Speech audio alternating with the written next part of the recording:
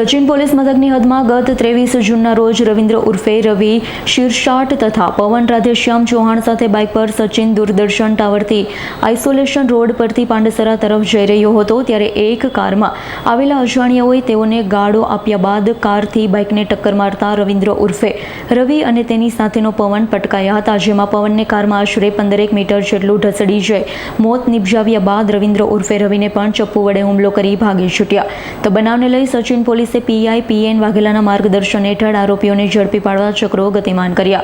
PSI ND ડામોરની team યુવાનની અકસ્માત કરી હત્યા કરી બીજા પર જીવલેણ હુમલો કરનાર આરોપીઓ ગોડાદરા ખાતે રહેતા અનિલ ઉર્ફે કોમડી, અશોક સપકાળે અને કડોદરા ખાતે રહેતા કિશન ઉર્ફે દિલીપ રાજુ રાઠોડને ઝડપી પાડી સળિયા પાછળ ધકેલી દીધા.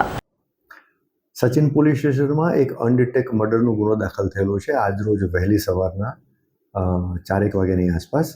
આ ગુનાની ટૂંક વિગત એવી છે કે ગઈકાલ રાત્રે એટલે કે 23/6ના આશરે 11 થી 11:30ની આસપાસ આ ગુનાના ફરિયાદી જે છે રવિન્દ્ર ઉર્ફે રવિ સુભાષ શિરસાટ અને એની સાથે જે ભોગ બનનાર મરણ જનાર છે પવન રાધેશ્યામ ચૌહાણ, આ બંને સચિન દૂરદર્શન જે ટાવર છે ત્યાંથી આઇસોલેશન રોડ તરફથી પાંડેસરાના ઘર તરફ જઈ રહ્યા હતા. તે દરમિયાન એક 4 વ્હીલ વાહન પાછળથી આવે છે. એ 4 વ્હીલ વાહનમાં જે એનો જે ચાલક છે એ અને એની સાથે એક અન્ય ઇસમ બેઠેલો છે. એણે ગ્લાસ ઉતારી અને ડ્રાઈવરની બાજુમાં જે વ્યક્તિ બેઠેલો છે એણે આ મોટરસાઇકલ ઉપર જતા બંનેને જાનથી મારી નાખવાની ધમકી આપી અને ગાળો બોલે છે અને છરી બતાવે છે. ત્યારબાદ આ જે 4 વ્હીલ વાહનના જે ચાલક જે છે એ મોટરસાઇકલ ઉપર જે બંને વ્યક્તિ જાય છે ફરિયાદી અને ભોગ બનનાર એમને ટક્કર મારે છે અને એ ટક્કર વાગવાથી આ જે મોટરસાઇકલ છે ડિવાઈડર જોડે અથડાય છે અને પછી જે ભોગ બનનાર જે છે એ ગાડીના નીચે વ્હીલમાં આવી જાય છે. તો ગાડીને આ બ્રેક પણ નથી મારતા અને 15 મીટર સુધી ધસડી અને લઈ જાય છે. આ બંને જે ફરિયાદી અને જે ભોગ બનનાર જે મોટરસાઇકલ ઉપર હતા એમની સાથે બીજા 2 વ્હીલર અને 4 વ્હીલરમાં પણ બીજા વ્યક્તિઓ એમની પાછળ આવતા હતા જે એમના પરિચિત હતા.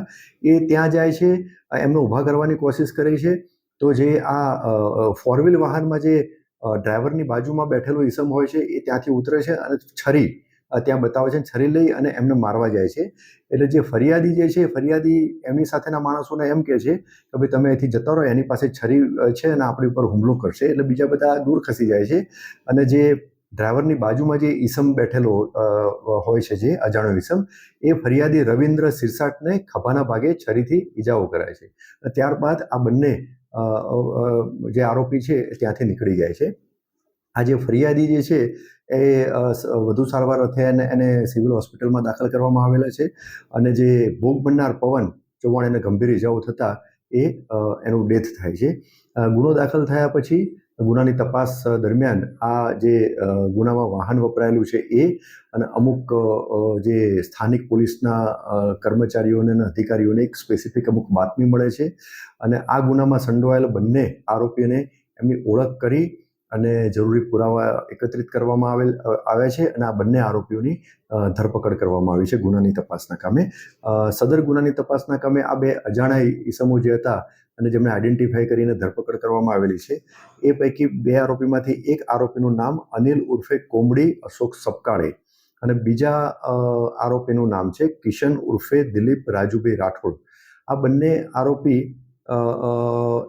આરોપીના વિરુદ્ધમાં અગાઉ ઘણા બધા ગુના દાખલ થયેલા છે. એમાં સચિન પોલીસ સ્ટેશન વિસ્તારમાં પણ ગુના દાખલ થયેલા છે. આ બંને આરોપીને એવું હતું કે આ જે અગાઉ જે ગુના દાખલ થયેલા છે શરીર સંબંધી ગુના અને જે લોકો સાથે એમને માથાકૂટ થયેલી હતી એ લોકોના માણસો આમને મારવા માટે જઈ રહ્યા હતા એવી શંકા એમને હતી.